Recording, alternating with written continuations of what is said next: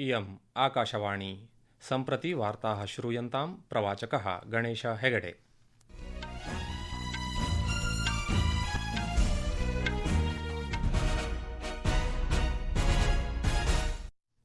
आदौ मुख्यवार्ताः। राष्ट्रपतिपदासीनया द्रौपदी मुर्मू इत्यनया उक्तं यत् प्रौद्योगिक्यां पशुचिकित्सायाः परिचर्यायाः च क्षेत्रे क्रान्तिकारी परिवर्तनम् आनेतुं क्षमता वर्तते। विदेशमन्त्री डॉ सुब्रह्मण्यम जयशंकरः श्वः समायोक्ष्यमाणे क्वाड विदेशमन्त्रिणाम् उपवेशने भागं ग्रहीतुम् अमेरिकादेशस्य 3-दिवसीयायाम् आधिकारिक्यां यात्रायां गमिष्यति। विगतदिनद्वये निरन्तरं प्रचण्डवृष्ट्या सम्पूर्णे हिमाचलप्रदेशे दैनन्दिनजीवनं भृशं बाधितं जातम्। ऋतुविभागस्य अनुसारं दिल्ली, पंजाब, उत्तराखण्ड इत्यादिषु जुलै मासस्य 5 दिनाङ्कपर्यन्तम् अतिवृष्टिः भविष्यति। अपि च सम्पूर्णे यूरोपे तापतरङ्गः प्रचलति। अस्मिन् दक्षिण स्पेन् देशः सर्वाधिकं प्रभावितः अस्ति। तत्र तापमानं प्रायः 46 डिग्री सेल्सियस् पर्यन्तं जातम्।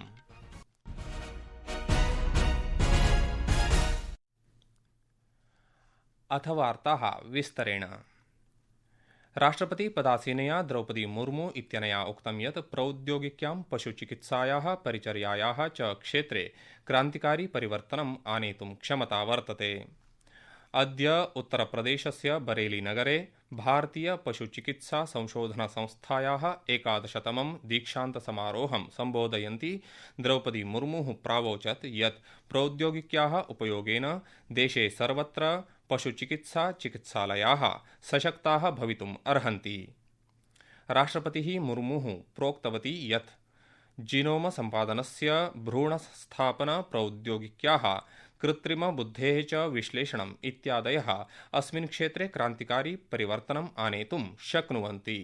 टेक्नोलॉजी अन्य क्षेत्र की तरह पशु चिकित्सा और देखभाल में भी क्रांतिकारी परिवर्तन लाने की क्षमता रखती है। टेक्नोलॉजी के प्रयोग से देश भर के पशु चिकित्साओं को सशक्त बनाया जा सकता है। Genome editing, embryo transfer technologies, artificial intelligence, big data analytics जैसे टेक्नोलॉजी की प्रयोग से इस क्षेत्रों में क्रांतिकारी बदलाव ला जा सकते हैं। राष्ट्रपतिः अवदत् अद्य वन हेल्थ इत्येषा अवधारणा सम्पूर्णे विश्वे महत्त्वं प्राप्नोति। अस्याम् अवधारणायां मनुष्याः, गृहस्थवन्यपशवः च वन्यवनस्पतयः, व्यापकपर्यावरणं च इत्येते सर्वेपि परस्परनिर्भराः इति मन्यते। केन्द्रीय कृषिकल्याणमन्त्री शिवराज सिंह चौहानः उक्तवान् यत् भारतीय पशुचिकित्सा संशोधन संस्थायाः शोधकार्यं रोगनिदानं च विश्वाय दिशां प्रदत्तम्। अस्याः संस्थायाः न केवलं पशुचिकित्सा संशोधने अपितु ग्रामीणविकासे अपि प्रमुखा भूमिका वर्तते। विदेशमन्त्री डॉ सुब्रह्मण्यम जयशंकरः अमेरिकादेशस्य 15 यात्रायां गमिष्यति।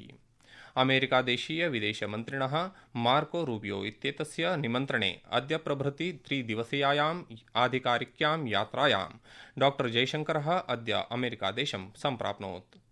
एतद् यात्रान्तर्गतं डॉ जयशंकरः श्वः समायोक्ष्यमाणे क्वाड विदेशमन्त्रिणाम् उपवेशने भागं गृहीष्यति। विदेशमन्त्रालयस्य वक्तव्यानुसारेण क्वाड समूहः हिंद प्रशान्तस्य सामूहिक दृष्टिकोणस्य संवर्धनाय नवप्रस्तावेषु ध्यानकेन्द्रीकरणं करिष्यति। अवधेयं यत् एतत् उपवेशनं पहलगाम आक्रमणानन्तरं क्वाड मन्त्रिणां प्रथमम् उपवेशनं वर्तते। प्रधानमन्त्री नरेन्द्र मोदी बुधवासरात् आरभ्य घाना, त्रिनिदाद टोबैगो च अर्जेंटीना, ब्राजील, नमीबिया इति 5 राष्ट्राणां यात्रायां भविष्यति। नवदिल्ल्यां विशिष्टवार्ताहरसंवादं सम्बोधयन् विदेशमन्त्रालयस्य आर्थिकसम्बन्धसचिवः दम्मू रविः अवदत् यत् प्रधानमन्त्री 5 राष्ट्राणां यात्रायाः प्रथमे चरणे आगामि मासस्य 2-3 दिनाङ्के घानादेशस्य यात्रां करिष्यति। एतत् तस्य प्रथमा द्विपक्षीया यात्रा भविष्यति। सः अवदत् यत् श्रीमोदी घानादेशस्य राष्ट्रपतिना सह वार्तालापं करिष्यति।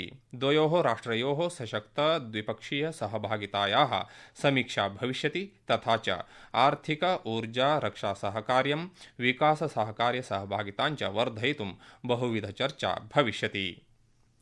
संस्कृतवार्तायाः संस्करणमिदम् इदानीम् आकाशवाणीतः प्रसार्यते। सममेव अयं कार्यक्रमः आकाशवाण्याः www.newsonair.gov.in वेबसाइट इत्यत्र अथ news on AIR mobile app इत्यत्र अपि उपलब्धो भविष्यति।